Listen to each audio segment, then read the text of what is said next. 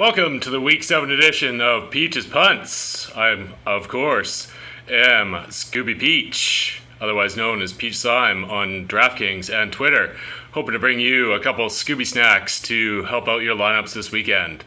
Starting off, we have a couple chalky running backs, but they fit the Peach's Punts criteria, so we got to mention them. Jaquiz Rogers, 4,300. Last week, 30 carries, over 100 yards, caught 5 of his 6 targets. In for a big week again this week. No Doug Martin, playing in San Francisco. Tampa Bay setting up really nice to have a good game there. I think Jaquiz is heavily involved. Roll him out with confidence. Second running back of the week is Mike Gillislee. Of course, this is depending on the LaShawn McCoy news. I don't expect him to play, but he hasn't been ruled out yet. So make sure you keep an eye on the Sunday morning injury news. Gillislee averaging 6.9 yards a carry on the season. Only 17 carries, but that is roughly what I expect him to get this weekend. So could be in for a nice day. At the minimum, 3,000. Of course, that is only if McCoy is out. We will move on to wide receiver now. Tyrell Williams, 4,400. If you're playing Matt Ryan, Julio stack, I think Tyrell is someone to get in there as a great game stack. Should be a shootout game. And Tyrell is in the top 5 in the league in red zone targets. He hasn't converted a lot of them, but in what should be a shootout game, you want those red zone targets, and hopefully he's able to haul one in this week. Second, we got a couple Redskins. This is, of course, contingent with Deshaun being out. Jameson Crowder, 4,300. Pierre Garçon, 3,700. You know about these guys. Not great wide receivers, but opportunity cost there with with Jordan Reed and possibly Deshaun out. A lot of sharps seem to be on Kirk Cousins this week too, so something to take a look at if Deshaun is definitely out.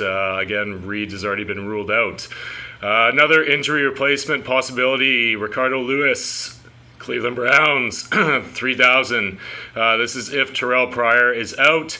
He caught 5 of 9 targets last week. Corey Coleman coming back next week, so this could be your one and only week to play Ricardo Lewis. Again, contingent that Terrell Pryor is not playing in this game.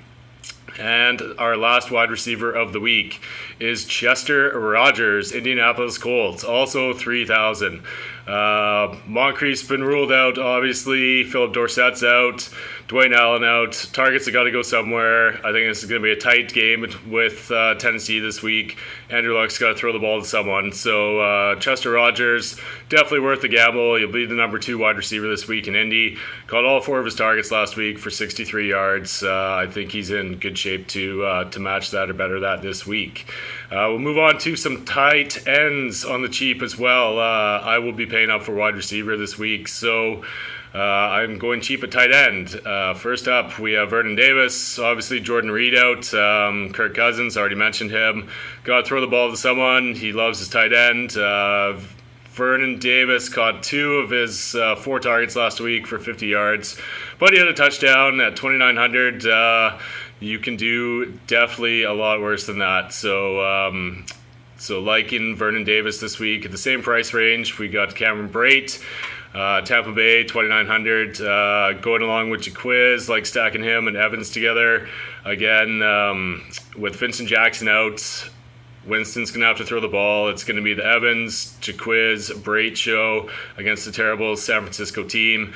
I think he's a great play this week at 2,900. And another Colts, Jack Doyle, Old Man Doyle, 2,500. The minimum, again, went over it with Chester.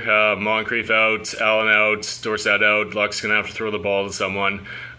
Seems to have some chemistry with Doyle, so I think Doyle makes for a great play at only 2,500.